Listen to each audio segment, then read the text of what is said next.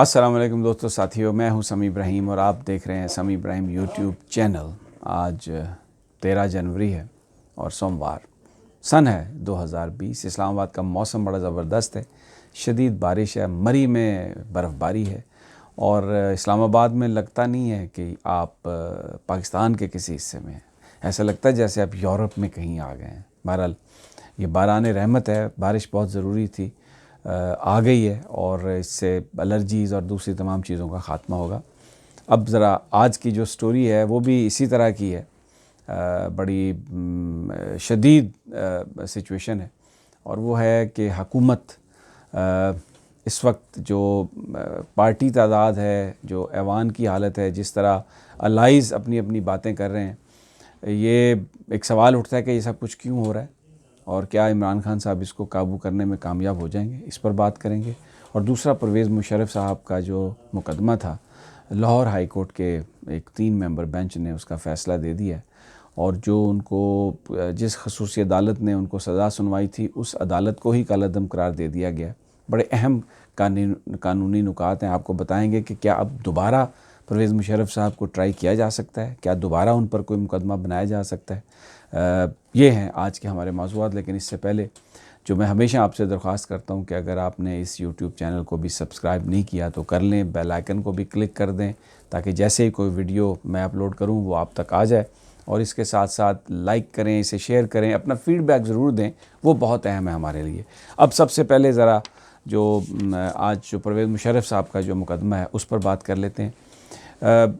Special अदालत ने उन्हें सज़ा सुनाई थी और वो बड़ी कंट्रोवर्सी क्रिएट हुई थी। उसमें जस्टिस सेठ वक़ार ने, जो पेशावर हाई कोर्ट के चीफ़ जस्टिस हैं, ये कहा कि परवेज़ मुशर्रफ साहब संगीन गद्दारी के मुर्तकब हुए हैं और उनको अगर वो ज़िंदा नहीं लाए जा सकते तो उनकी लाश को घसीट कर लाया जाए डी चौक में और उनको लटका दिया जाए और 3 दिन तक लटकाए रखा जाए।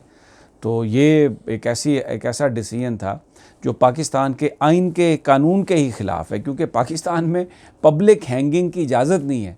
लेकिन पेशावर हाई कोर्ट के चीफ़ जज साहब ने ये फ़ैसला कर दिया। उसके ख़िलाफ़, उस अदालत की तश्कील के ख़िलाफ़ जो हाई कोर्ट है उसमें केस दायर था, तो उसने अब अपना फ़ैसला सुनाया। जस्टिस मुज़ाहिर अली नकवी उस बेंच की सरबराही कर रहे थे। उस जो फ़ैसला आया उसमें उन्होंने कहा जो तश्कील है खसूसी अदालत की, स्पेशल कोर्ट की, वो कानून के मुताबिक नहीं थी और जो कानून के अंदर जो तब्दीली करके इस अदालत को बनाया गया था वो आर्टिकल 10 के ख़िलाफ़ है। और बहुत सारी ऐसी चीज़ें, यानी ये जो बात है कि मुल्ज़म अगर यहाँ पर नहीं है, उसकी गैर मौजूदगी में ट्रायल करना और उसको सज़ा सुनाना, ये इस मामले पर बहुत ज़्यादा कानूनी तौर पर बहस हुई थी और लोगों ने कहा था कि ये सस्टेन नहीं कर सकेगी। और ये अदालत ने भी अपना इन मामलात पर नुकात उठाए थे, सवालात उठाए थे। तो अब जो फ़ैसला आया उसने 2-4 सवाल ज़रूर खड़े किए हैं।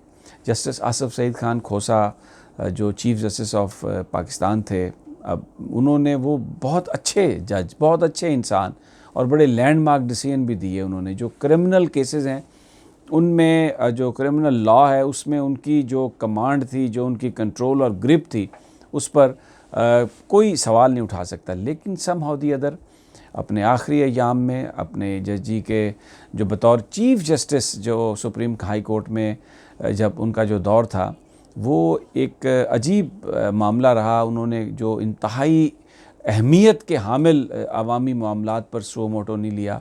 उनके दौर में साहिवाल में कत्लो गारत हुई, वो CTD ने मार दिए बंदे, कोई उस पर सो मोटो नहीं हुए और कई मामलात पर उन्होंने सो मोटो नहीं लिया। लेकिन ये जो मामला था परवेज़ मुशर्रफ साहब की मुकदमे का, वो एक तकरीर में अपनी रिटायरमेंट से 2 हफ़्ते पहले उन्होंने यूं हाथ हिला के कहा कि वो जो साहब थे आर्मी के, उनका अब फ़ैसला भी आने वाला है। और उससे पहले जैसा रिपोर्ट हम कर चुके हैं कि उन्होंने ख़ुद ऑब्ज़र्वेशन दी थी कि और क्रामवेल का ज़िक्र किया था, जिनको लंदन में, बरतानिया में आज से कई सौ साल पहले, जिसके ढांचे को फांसी पर लटकाया गया था। और वही जो बात आसिफ सईद खान खोसा साहब ने कही, जस्टिस सेठ वकार ने जो उस बेंच में थे, उन्होंने अपने फ़ैसले में मिन्नो-अन बयान कर दी।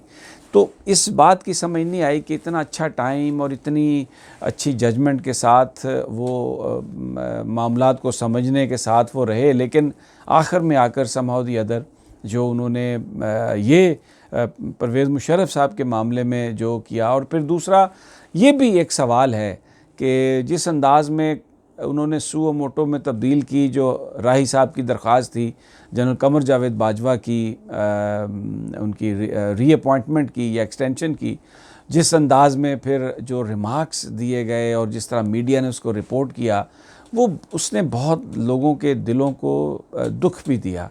ख़ास तौर पर जो हमारी जो फोर्सेस के लोग हैं वो भी इससे बड़े रंजीदा, और आम आदमी भी इससे बड़ा रंजीदा था, क्योंकि लोगों की मोहब्बत अपनी फ़ौज के लिए बहुत ज़्यादा, और ख़ास तौर पर इन हालात में जबकि हम इंडिया भी हमें निशाना बना रहा है, और जो इस वक्त ईरान की सूरत हाल है उस पर भी हर पाकिस्तानी बड़ा ज़ाहिर है परेशान है। और पिछले 7-8 साल में जिस तरह हमारी सिक्योरिटी फोर्सेस ने, जिसको लीड पाकिस्तान की फ़ौज कर रही थी, उसमें पुलिस भी शामिल है, दूसरे हमारे जो सिविल इदारे हैं वो भी शामिल हैं, लेकिन अमन जिस तरह इन्होंने बहाल किया अपनी जानों की कुर्बानियाँ देके, तो कोई बंदा ये तवक्को नहीं करता था कि इन मामलात पर जिनका ताल्लुक़ पाकिस्तान के सिक्योरिटी इदारों से है, पाकिस्तान की सलामती के मामलात हैं, उनके हवाले से कोई इस तरह की गैर संजीदा कोई बात होगी। और अब ये जो जस्टिस सेठ वकार ने जो फ़ैसला लिखा, जैसा मैंने पहले अर्ज़ किया, वो पब्लिक हैंगिंग, उन्होंने कहा पाकिस्तान के कानून में पब्लिक हैंगिंग नहीं है, और वो पेशावर हाई कोर्ट के चीफ जस्टिस हैं। तो ये एक बड़ा अफसोस कुन था। लेकिन बहरहाल अब जो इस वक्त जो फ़ैसला आया है लाहौर हाई कोर्ट के 3 मेंबर बेंच का, उसने बिल्कुल वो सारे वो जो ज़ख़म थे उन पर मरहम रखा है, और एक इंतहाई ऐसा फ़ैसला, बड़ी दलेरी से उन्होंने सारे मामलात को देखा सुना, और अदालत के जो रिमार्क्स थे उनसे अंदाज़ा हो रहा था कि जो सवालात हैं उनके जवाब नहीं दे पा रहे जो हुकूमती वकील हैं। तो उसके बाद फिर ये फ़ैसला आया, और अब वो ट्रायल जो है वो मिस ट्रायल इसलिए हो गया कि उस अदालत की तश्कील ही गैर कानूनी थी, उसके फ़ैसले ही सारे के सारे ख़त्म हो गए। तो अब वो जो एक पाकिस्तान की फ़ौज को बदनाम करना चाहते थे, जो एक स्टिग्मा लगाना चाहते थे पाकिस्तान फ़ौज के साबिक़ सरबराह पर कि जनाब वो एक गद्दार है, तो अब आप इस पर, क्योंकि जो फिर सोशल मीडिया पर जिस तरह कुछ हमारे इंटेलेक्चुअल्स ने इस पर बात की और इसको बड़ा कुछ लोगों ने लैंडमार्क डिसीजन करार दिया। अब आप ये देखें, एक खसूसी अदालत जिसके जजेस को का चुनाव करते वक्त भी एक जज को 2 दिनों में इस तरह से इतनी उजलत में शामिल किया गया इस खसूसी अदालत में कि बाद में लॉ सेक्रेटरी साहब को ही रुखसत होना पड़ा।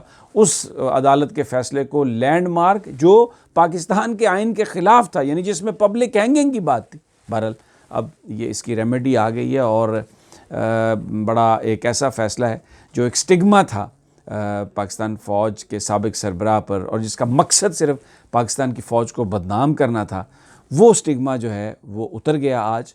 और ये जो 3 मेंबर बेंच है लाहौर हाई कोर्ट का, उसने इस मामले को वंस फॉर ऑल सेटल किया है। तो वो लोग जो अपनी तस्कीन चाहते थे ये कहकर कि पाकिस्तान फ़ौज का साबिक़ सरबराह गद्दार है, पाकिस्तान की फ़ौज गद्दार हो सकती है, एक अजीब वो यहाँ पर 5th जनरेशन वॉरफेयर जो है वो एक उसकी हम एक विटनेस उसको कर रहे थे। That chapter has been closed. अब आ जाते हैं अपनी दूसरी ख़बर पर, जिसका ताल्लुक़ तहरीक इंसाफ की गवर्नमेंट से है। देखें, तहरीक इंसाफ की जो गवर्नमेंट है इसको टोटल अलाइज़ के साथ 184 अरकान की हमायत हासिल है, और जो अपोजिशन है उसके पास टोटल 158 मेंबर्स हैं, और प्राइम मिनिस्टर का ओहदा रखने के लिए 172 अरकान का जो इत्तेमाद है का वोट है वो वज़ीर आज़म साहब को दरकार है। अब इसमें MQM उनके 7 मेंबर हैं, वो खफा हो गए। अब जो इमरान खान साहब की तरफ से जो कल रात तक की बात थी वो MQM को, क्योंकि MQM का ये कहना था कि उन्हें 3 वजारतें मिलें, वादा किया गया था और 2 वजारतें मिली, तो वो तीसरी वजारत देने के लिए तैयार थे, अभी भी तैयार हैं।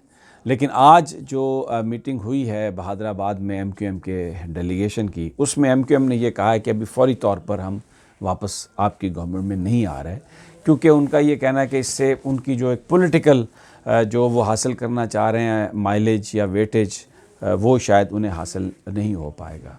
बट इससे 7 अरकान जो हैं एमक्यूएम के, अगर हम ये समझें कि उनकी तादाद हुकूमती अलायंस से निकल जाए, वैसे तो उन्होंने कहा है कि हम वज़ारत में नहीं रहेंगे लेकिन हुकूमत का साथ देंगे, बट जो लोग अमली तौर पर मामलात को समझते हैं वो ये कहते हैं कि अगर वज़ीर नहीं रहे तो फिर हुकूमत का भी क्या साथ देना है उन्हें, वो तो हमें एक चकमाबाजी है जो बड़ी जल्दी एक्सपोज हो जाएगी।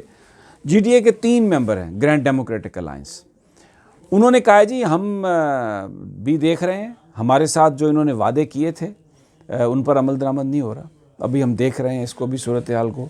और जो मैंगल ग्रुप है वो 4 उनके अरकान है कौमी असम्बली में, उन्होंने 19 जनवरी को अपना इजलास बुला लिया। अब आप देखें अगर वो भी खफगी हो जाती है उनकी और वो हुकूमती अलायंस से अलहदा हो जाते हैं, तो फिर इसका मतलब है 7 और 4 ये 11 अरकान बन जाते हैं। और जीडीए वाले भी खफा हैं, और जो इस वक्त जो ख़बरें आ रही हैं उसके मुताबिक मुस्लिम लीग काफ भी खफा है। मुस्लिम लीग काफ ने बहुत उनकी तरफ से ये ज़ोर था कि चौधरी मोनस इलाही साहब को वज़ारत दी जाए, लेकिन समहाउ दी अदर जो इमरान खान साहब के इर्द गिर्द लोग हैं उन्होंने इसको रोका, इस बात को, जिससे चौधरी साहबान ने साथ तो दिया इमरान खान का, लेकिन वो इस लिहाज से इस बात पर वो खफा हैं कि अगर वज़ारत मुस्लिम लीग काफ को देनी है तो फिर मुस्लिम लीग काफ जिसको नॉमिनेट करे उसी को वज़ीर बनाना होगा। लेकिन तहरीक इंसाफ के पास लोगों की तरफ से ये पख के उसको बनाएं उसको ना बनाएं, वो क्यों लीग ये समझती है कि ये क्यों लीग के अंदर तहरीक इंसाफ ये बात करके इख्तलाफ या दरार डालने की कोशिश कर रही है। तो ये अब जो मसालियाती जो इनकी तहरीक इंसाफ की जो टीम है, ज़राए ये बता रहे हैं, लोग ये बता रहे हैं कि शायद ये उनके बस में अब ये नहीं रहेगा। इस वक्त जो सूरत हाल बन रही है, प्राइम मिनिस्टर इमरान खान को ख़ुद इस हवाले से गुफ्तगू करनी पड़ेगी अपने अलाइज से, उनके जो मामलात हैं उनको बेहतर अंदाज में देखना पड़ेगा। और इस वक्त जो सूरत हाल है उसमें ये जो परसेप्शन है कि ये गवर्नमेंट नहीं चल रही, और फिर ख़ास तौर पर एक जो बहुत बड़ा प्रेशर है कि उस्मान बुज़दार जो पंजाब के वज़ीर आला हैं उसके मामले में इमरान खान बहुत स्टबन है और वो किसी तरह की कोई बात सुनने के लिए तैयार नहीं है। लेकिन ज़राए बताते हैं कि ये जो सारा जो इमरान खान साहब ने जो मामला जिस अंदाज में किए हैं पंजाब के और दूसरे, ख़ुद उनको एवेलुएट करके और ख़ुद मिशन पे जाएं दोस्तों को मनाने का, तो शायद फिर उसमें कामयाबी आसान होगी। बहरहाल जैसे जैसे कोई ताज़ा तरीन आएगी हम अगली वीडियो में आपके साथ शेयर करेंगे।